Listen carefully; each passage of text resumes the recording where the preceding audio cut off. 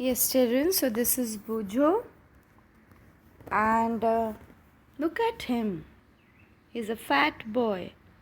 Is he looking a normal boy? No. Why? Because he is suffering from a condition called obesity. And why did this happen? Why did this happen? Because he used to eat only and only fat rich foods. What are the fat rich foods? Fat rich foods are the snacks which all the children love to eat, right? They are fried food like samosas, puris, snacks, malai, all the sweets. Any sweet will come under the fat food. Okay, and this is very, very harmful to eat the fat rich food, and it may lead to the condition called obesity. So you have to be really careful if you'll keep on eating fat rich food. This anyone can suffer from this condition. Okay, moving ahead, deficiency disease. Okay, now what is deficiency disease?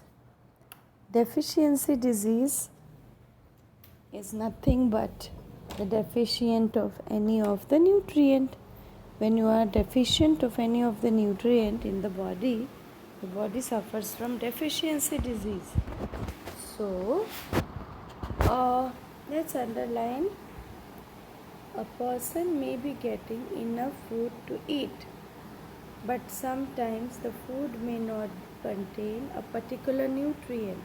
Okay, if you'll keep on eating only rice, you'll get only carbohydrates, and rice has little vitamins as well. So, but what about the rest of the things? If this continues over a long period of time, the person may suffer from deficiency.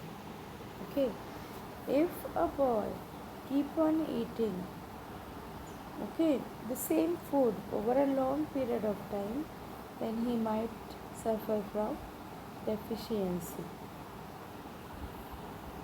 Okay, deficiency of one or more nutrients can cause diseases or disorders in our body. Diseases that occur due to lack of nutrients over a long period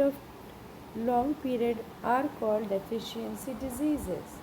Please underline, diseases that occur due to lack of nutrients over a long period are called deficiency diseases. Please underline, diseases that occur due to lack of nutrients over a long period are called deficiency diseases. Okay, children. So, now if you are eating, if you feel like, oh my god, I'm eating only rice, or I'm eating only dal rice, I should eat some vegetables. So, immediately, if 2-3 days you feel like you're eating the same food, third to fourth day you should change the food. Okay, it is not